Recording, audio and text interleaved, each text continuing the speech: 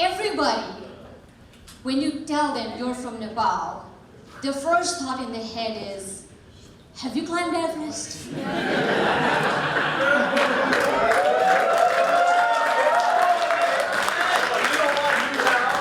mean, it's Everest. It's not your bare mountain where a Bollywood diva can go dancing. It's 29,000 feet, okay? It's a serious business to climb on Everest. It is life-threatening. Not everybody from Nepal climbs Everest. It is a very dangerous thing to do. Because when I was on the summit of Everest, I thought I was gonna die. Hi everyone, namaste. My name is Shailee Basnet. I'm originally from Nepal. My background has been in mountaineering. I've also been a journalist for a few years. My team of women from Nepal, we were in a mountaineering mission from the year 2007 till early 2015. And I've also been doing stand-up comedy on the side, so it's like my side hustle.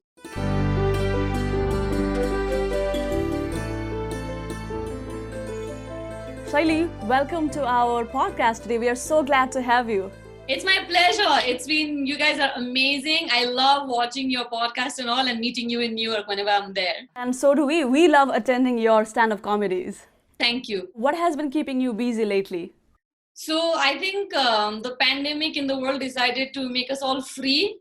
So I'm not busy as much as I would have normally been. I'm quite free, but I don't know where the days go. So I'm in Kathmandu, Nepal right now, and I have more time for my workouts in the morning. That's what I do, and I'm growing sprouts. I'm growing microgreens, and I'm doing a lot of these, Zoom and online sessions. My speaking, a little bit of comedy, stuff like that. So I guess just same for everybody. So you started your career as a journalist, then you became a mountaineer, and then now you are a stand-up comedian and a motivator. What's wrong with you? What's wrong with you? That's a good question. What's wrong with you? I make very good friends with my husband because I love to tell people that, when people find out that I'm into all these different things, then they're like, oh, you're, multi-talented. And my husband is like, no, she has multiple personality disorder. So you'll make very good friends with my husband. Yeah, I've met your husband once, I remember. Yeah. I guess for me as a kid, when I was growing up, I never had a professional goal. So I was never like, I want to be a singer or a doctor or a teacher. I had no professional goal ever, even once in my life. And I believe that has given me the freedom to do whatever I want to do. And whatever I do, if I'm somewhat good enough in it, I know money will come. So I won't have to forcefully do something just, to put the food on the table. So I'm confident enough that whatever I choose to do, money will come. I won't be like, homeless or anything. So it has just given me this freedom to just do whatever I want to do. And I'm literally just doing that. I'm just a little kid having fun with the world. And Shailee, I remember when you were debuting at Gotham's Comedy Club for the first time 2 years back, and we got in touch, and then I made a video report about you. And I remember when I was pitching your video story for New York Daily News, I told them like she was a journalist, and then she was a Mount Everest climber, and now she's a stand-up comedian, and they were like really shocked. They were really keen to buy that story, which was good for me as a journalist, So how do you, make sure that especially American audience understand your jokes? That's a very important question. Thank you for asking me that. As somebody who was born and raised in Nepal, Kathmandu, I went to school here. I've never studied in the United States. So I'm, for the Western world, I'm always just a visitor in a sense. I'm a foreigner to all the culture and everything, politics, So in the beginning, when I had this very slight hint, this germination of idea, I might want to do comedy someday and I don't want to be restricted by borders. At that time I did used to think that, but I don't, even today, I don't understand a lot of comics because I don't get the cultural references. And what am I going to do? Am I going to spend years and years trying to learn the American culture and all of the references and then do it? So I used to think about these things, and I used to watch on YouTube. I used to watch some of the open mics, some of the like mid-level successful comedians, because I thought that that's where I would also be when I start. And I couldn't get more than 90% of it. I wouldn't understand. because you go to Colorado and there's a certain flavor of comedy there. You go to New York, and I could see there's a vast difference between the comedy you do in New York and Colorado. So I was really like, okay, how am I going to navigate this? And then I'm very, very thankful for this, like, lightning bolt in my head. I always watched Ellen DeGeneres and Jerry Seinfeld and these, like, your A-listers, right? And then I just realized one day that, when I watch these people, I understand 100%. Mm-hmm. Right? So I was like, oh, so if you're top level, then you're able to reach everybody on the planet. If you stay maybe somewhat cultural, then you probably need to understand that culture better, right? So what I learned from that thinking of Ellen and Jerry was that, okay, then let me find something that works globally. And that's the area I've been navigating in my comedy when I try to go to the US in a completely foreign place. And luckily that has worked for me. Because of the open mics, I could learn fairly quickly what worked in the US and what didn't. Those audience who doesn't know what open mic is, can you just elaborate what open mic is? So basically, open mic is maybe there's a small club or maybe there's a small restaurant bar where there's somebody producing these open mic shows where you can just participate and try your new material. You could be a singer, you could be a comic, you could be into other forms of art. But for comics, what we do is, let's say I have 5 minutes of new material. I go to an open mic, and then I try out my material, and there are maybe it's usually free shows or people have to pay very little, and then I judge like what is the response I'm getting from the audience, and based on that I know which joke is working, what is not working, what needs more work. Sometimes I might also get feedback from other comics, so that's how you work. And then you get in the comedy world, people say tight five, and let's say I keep trying my set of 5 minutes for 20 different open mics or even more, and then another 5 minutes. So by the end, let's say in 2-3 months, I have a tight 5 where I know each joke is just going to kill and land. So that's how you develop your material, especially in the West. And now even here in Kathmandu, we have a lot of open mics. As a career, being a stand-up comedian, what does it mean to you in terms of financial safety? For me, stand-up comedy seriously started as a stress buster. I was in the middle of a very big climbing mission, Seven Summits Women Team, which is a team of my friends who decided to climb the highest peak in each continent, and I was the coordinator of the team. So I was leading the team, and the year 2011 is when we hit a really, really rough patch. It was a scary time, to put it mildly. I hit my rock bottom at that time. And it was, in fact, I keep telling people that this is my second lockdown in life. My first lockdown was in the year 2011 when I couldn't get out of the home because I could not face people. It was that bad. We didn't have funds to climb the next mountain. Members started quitting the journey, and we didn't know, the rest of the members were still in the team, we didn't know how to go ahead. So for 6 months or even longer, I could not face people, I could not socialize, I could not leave my house because I didn't know what to answer. So I just was in a cocoon, just by myself in this apartment in Kathmandu. And what do you do when you're locked up like that? Like, you wake up in the morning or sometime during the day, you eat, you sleep, and I just did that. And in between those moments, I started having funny thoughts in my head, and I started writing them down. That's how I got my first comedy script.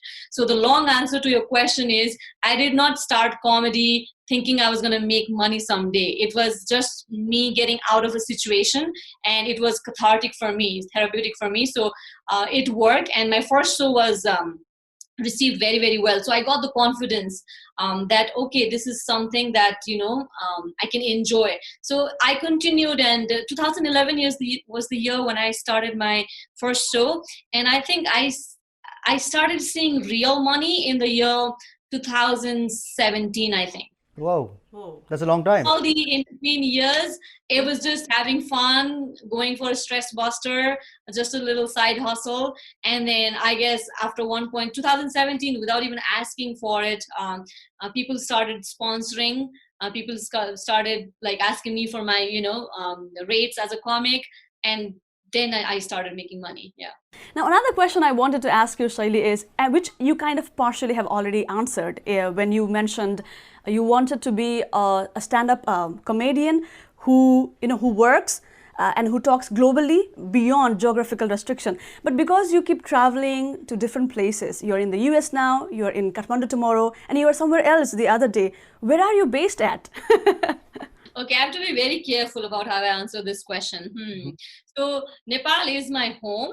Nepal is where I was born and raised and everything, like I've been saying so many times. So Nepal is definitely always going to be home.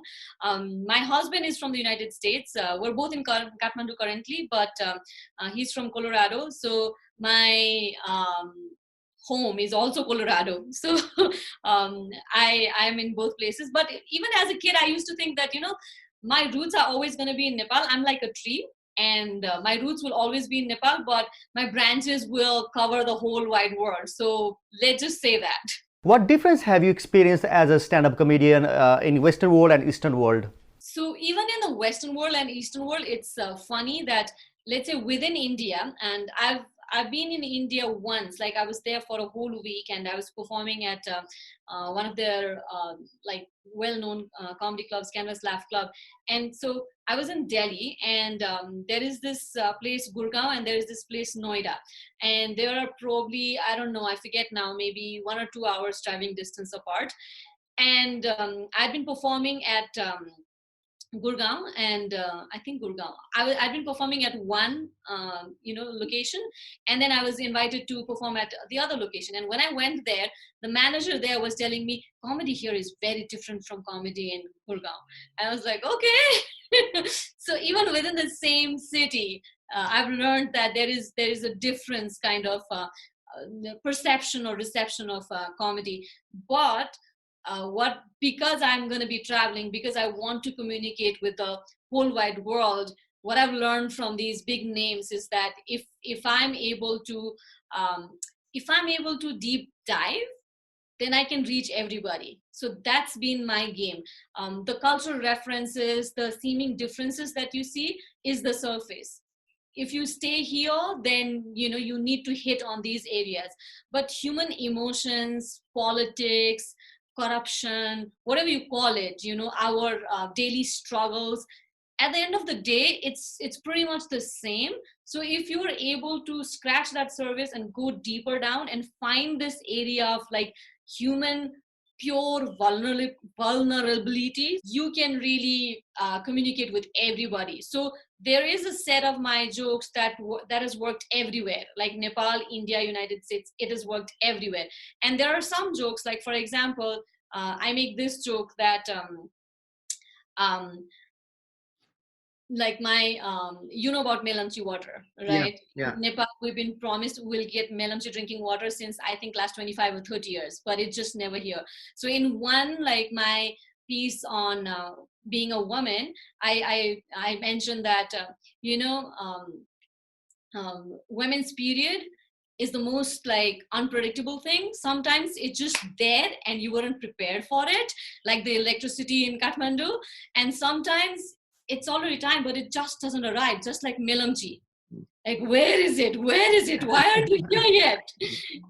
So I know this joke works everywhere, but when I go to India, I use a completely different political reference. Right. When I go to the US, I use a different political reference, but the same joke essentially works everywhere. Yeah, that's interesting. What would you call has been your biggest school that has prepared you in what you do in the comedy sector? In the comedy, what has been my biggest school has been doing comedy and producing shows in Kathmandu. Because like I mentioned earlier, when I started, because there was not much of stand-up scene at all, I was into producing, I was into writing scripts, and we were literally, there are a few friends who would write scripts for other people so that they would get up on stage and perform, so that we could have a full-fledged show. So I always used to complain that there's no comedy scene in Kathmandu, and I just want to be an artist, but I have to do all of these things, and not fair, not cool. Why can't I just be a comic? I always complained from the year 2011 till 2017. I always complained that there's no comedy scene here and I have to do everything. When I went to New York and I met Andy, one of the producers at Gotham Comedy Club, and I started negotiating with him for a show. And somehow I got my own show, like with my face on the poster and a whole like show with Shailee Basnet. I was blown away. After it happened, then I'm like, what just happened? Like, how did it happen?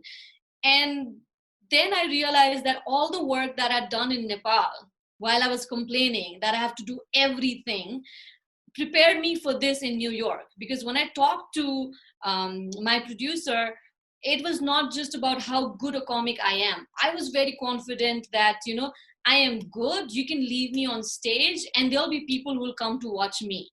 And I can do everything that's needed to make this show a success.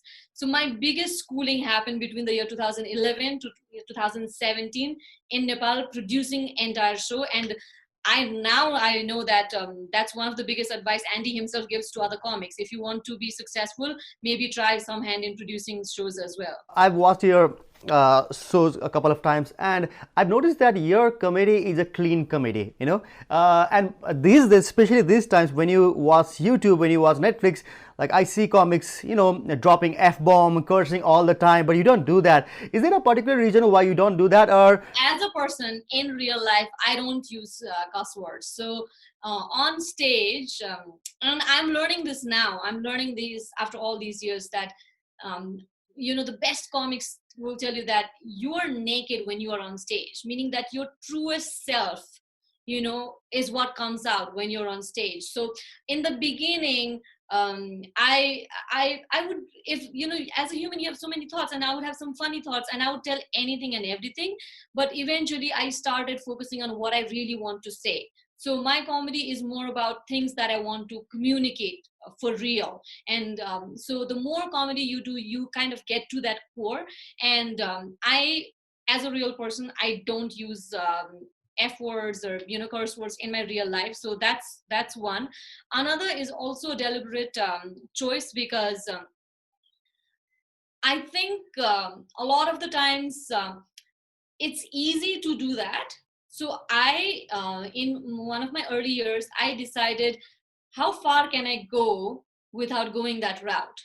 So I did take it up as a challenge. How far can I go? So, and it worked. Also, there is also this temptation. I really am dying for a day when I am able to do comedy for kids. I really, really, really want to do comedy for children. I'm not that good yet, but eventually I would want to do that. So this is also kind of a training for me to do this. I was very surprised to learn that Jerry Seinfeld, Forbes like highest, comedy earner in the world for I don't know how many years in a row, he has used F word once on stage in his entire career. He's a clean comic. So, it's doable. Now we have come to the end of the podcast. Is there anything you want to say to our new upcoming stand-up comedians, especially immigrant comedians who want to come to America, have a Gotham show like you did 2 years ago, and what's the message to them? So I have been very fortunate to get many opportunities in life. To be very honest, I've been able to get opportunities and also create opportunities. So creating opportunities is scary. It's really, really scary. But once you do that, then it really trains you to be more broad visioned. So don't wait for opportunities to come up to you. Sometimes take that risk of creating opportunities, and I look at producing shows that way. Sometimes you just have to take the risk. And Gotham show was completely that for me.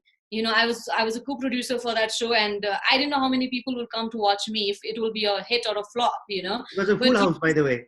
Yeah, it was great. My producer was so happy. He gave me another show, and then he wanted me to do a show. We talked about doing a show last November. That didn't happen because I wasn't traveling.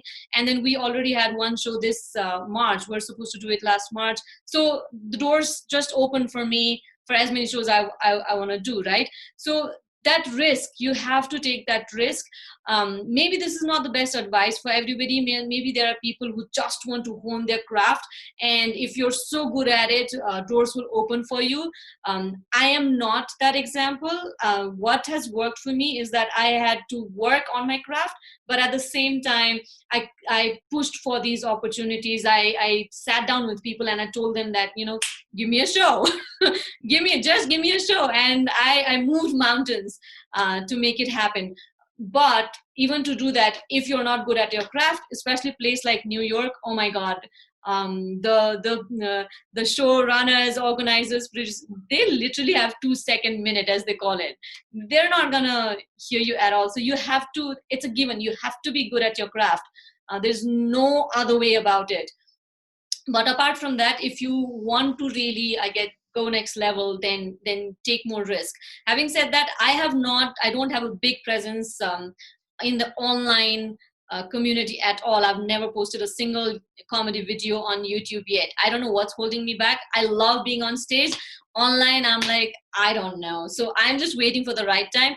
But I know that's also where young comics can really get a good introduction to the world, especially if they're good in their craft. So find out what works for you. Stage has worked for me. Maybe different platforms will work for you. Thank you so much, Shailee.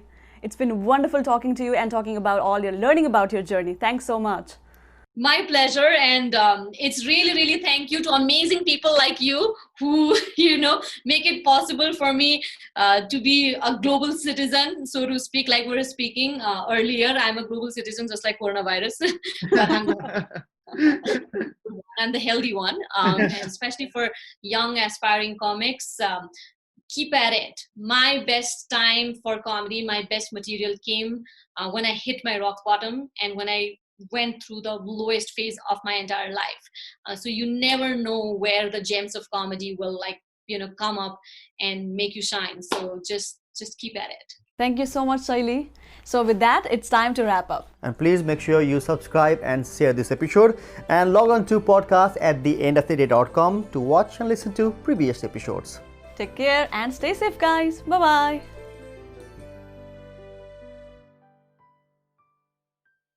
Hello, I'm Ian Hull from the U.S. Census Bureau. Beginning on March 12th, everyone in the country will be invited to respond to the 2020 census. You'll have the ability to respond to the census over the phone, online, or using a paper form. It is incredibly important that everyone is counted. Make sure you, your family members, and your neighbors are counted in this critical census.